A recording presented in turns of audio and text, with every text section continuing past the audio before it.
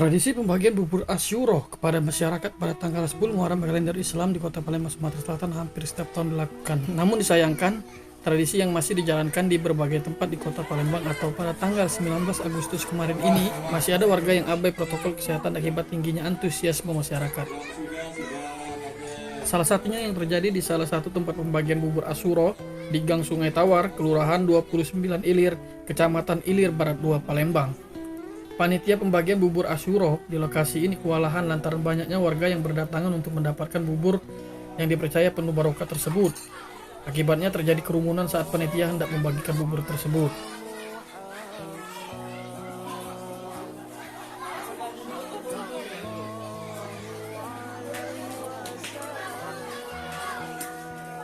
Apa ini, Bu? Bubur.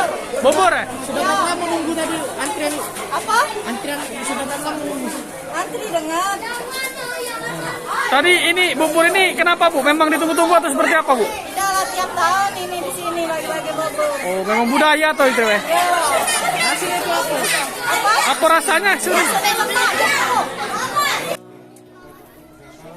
Menurut Ketua Panitia Pembagian Bubur Asyuro Mushola Irsyadul Muad Effendi mengatakan, sehari sebelum pembagian bubur Asyuro tersebut pihaknya sudah meminta masyarakat agar menjaga antrian dengan protokol kesehatan lantaran di tengah pandemi COVID-19. Bahkan masyarakat diminta untuk berdiam di rumah karena nantinya panitia yang akan menghampiri kediaman mereka masing-masing. Namun lantaran banyak warga yang takut tidak kebagian, banyak warga berdatangan silih berganti sehingga membuat panitia kewalahan dan terjadi kerumunan. Abainya prokes dalam tradisi ini sangat disayangkan mengingat Kota Palembang saat ini kondisinya sedang zona merah penyebaran COVID-19. Tahun ini membludak nih. Yang tahun ini kita naik terus ratingnya tuh. Ibarat kalau tadi rating naik terus, ini kita sudah siapkan.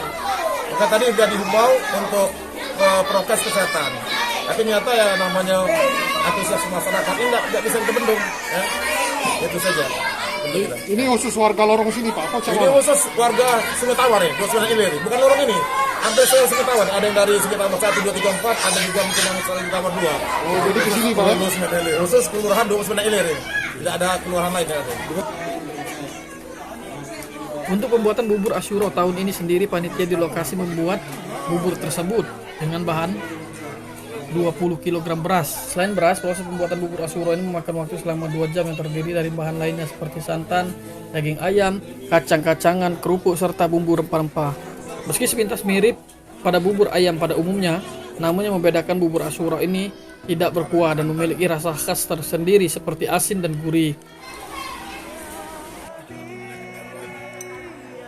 Selain berwarna putih, bubur Asyuro ada juga berwarna merah, kecoklatan, atau yang biasa dicampur dengan daging sapi.